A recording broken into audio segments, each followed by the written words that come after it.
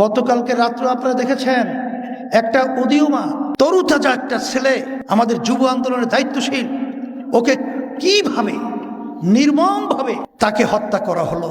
বর্তমান সরকারকে বলছি, প্রধানমন্ত্রীর কথা এবং তাদের তৎপরতা দেখলে তো খুব ভালোই লাগে, কিন্তু তার আশেপাশে যারা রয়েছে তাদের তৎপর হতে হবে।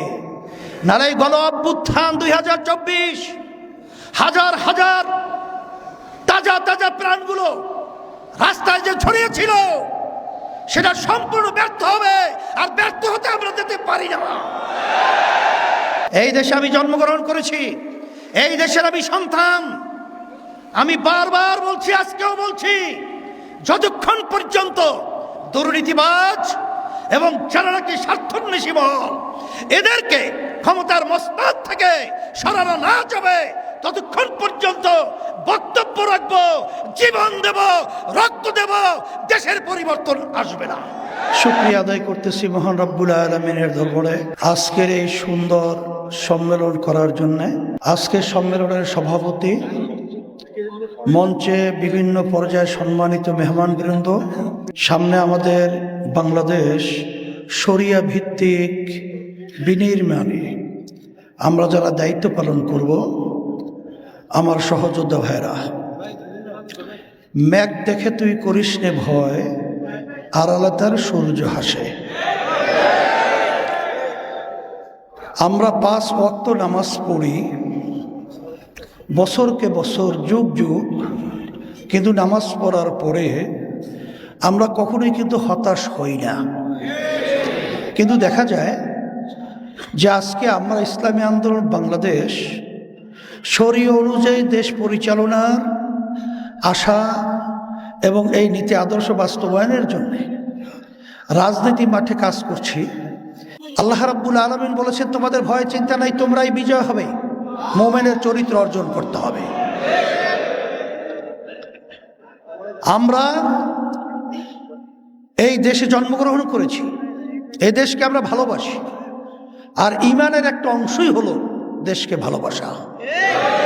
কিন্তু আমরা এই 55 বছর চলছে স্বাধীনতার পরে, যে আশা লক্ষ্য উদ্দেশ্য নিয়ে লক্ষ লক্ষ মানুষ জীবন দিয়েছিল, মাতার সন্তানকে হারালো, পঙ্গু হলো, সাম্য, ন্যায় বিচার প্রতিষ্ঠা, সামাজিক এবং মানবাধিকার, যেটাকে বলা হয় মানবতা। কিন্তু আমরা দেখলাম যারা এই দেশ পরিচালনা করেছে, এদের মাধ্যমে গতকালকে রাত্রে আপনারা দেখেছেন একটা উদীয়মান তরুতাজা একটা ছেলে আমাদের যুব আন্দোলনের দায়িত্বশীল, ওকে কিভাবে নির্মমভাবে তাকে হত্যা করা হলো। আমরা সেই 24শে গণ অভ্যুত্থানে আমরা দেখেছি যে কিভাবে আমাদের উদীয়মান ভবিষ্যৎ মেধাবী ছেলেগুলোকে, বাংলাদেশের আশরাফুল মাখলুকাত মানুষগুলোকে কিভাবে পাখির মতো গুলি করে রাস্তার ভিতরে ফেলে রাখতে। আমরা সেই শব্দ এখন আমাদের কানে দুলিত হচ্ছে। মা যখন বারবার চিৎকার করে বলছিল, আজকে কয়েকদিন পর্যন্ত আমার সন্তান আমাকে মা বলে ডাক দেয় না। আজকে আমি সম্মানিত আমাদের সুপ্রিম কোর্টের যে সম্মানিত বিচারক রয়েছিলেন প্রাক্তন, তিনি দুর্নীতি মুক্তির জন্য তিনি সংগঠন করেছেন। আমার ভাই তিনি কিন্তু বলেছেন যে তারা বাংলাদেশের বিভিন্ন পরতে পরতে রন্ধ্রে রন্ধ্রে যে দুর্নীতি এবং যে বিভিন্ন ধরনের অনাচার, অবিচার, অত্যাচার চলছে, এইটার জন্য বিভিন্ন সময় আমরা বক্তব্য রেখে থাকি। কিন্তু আসলে বাস্তবতা হলো বিএনপি, আওয়ামী লীগ, জাতীয় পার্টি সহ অন্যান্য যারা দেশ পরিচালনা করেছে, তারা যে নীতি আদর্শ নিয়ে দেশ পরিচালনা করেছিল, এই নীতি আদর্শের মাধ্যমে এদেশে আমরা শান্তি পাই নাই, খুন বন্ধ হয় নাই, মার সন্তান হারা চিৎকার বন্ধ হয় নাই, আমাদের দেশে টাকা বিদেশে পাচার বন্ধ হয় নাই, আমাদের মানুষগুলো নির্বিচারে ধুকে ধুকে তারা তাদের জীবনকে জেলের ভিতরে বিলীন করেছে, এটা বন্ধ হয় নাই। এই জন্য নগর সম্মেলনের মাধ্যমে আমি বলবো, বর্তমান সরকারকে বলছি, প্রধানমন্ত্রীর কথা এবং তাদের তৎপরতা দেখলে তো খুব ভালোই লাগে, কিন্তু তার আশেপাশে যারা রয়েছে তাদের তৎপর হতে হবে। নারে গণ অভ্যুত্থান 2024 হাজার হাজার তাজা তাজা প্রাণগুলো রাস্তায় যে ছড়িয়েছিল সেটা সম্পূর্ণ ব্যর্থ হবে, আর ব্যর্থ হতে আমরা যেতে পারি না। সেই লক্ষ্যে আমি সকল উদাত্ত আহ্বান জানাবো, আসেন, মেঘ দেখে তুই করিস নে ভয়, আড়ালে তার সূর্য হাসে। এই দেশে আমি জন্মগ্রহণ করেছি, এই দেশের আমি সন্তান।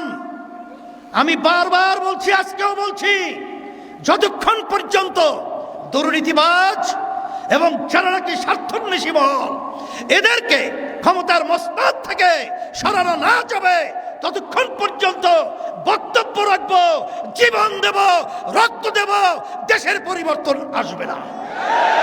এই জন্যই আমি সকল উদাত্ত আহ্বান জানাচ্ছি, আসেন, ইসলাম এমন এক নীতি আদর্শ, যেই নীতি আদর্শের মাধ্যমে একটা পিপিলিকার পর্যন্ত তার স্বাধীনতার নিশ্চয়তার গ্যারান্টি রয়েছে।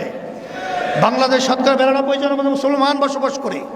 আমি সকল উদাত্ত আহ্বান জানাবো, আমরা বিএনপির দেশ পরিচালনা দেখেছি, আওয়ামী লীগের দেশ পরিচালনা দেখেছি, জাতীয় পার্টির দেখেছি, আর বারবার তাদেরকে নতুন শাড়ি পরিয়ে আবার নতুন বউ সাজিয়ে তাদের মাধ্যমে দেশ সুন্দর পাবো, সুন্দর করব, এই চিন্তাটা সম্পূর্ণ অমূলক এবং অযৌক্তিক।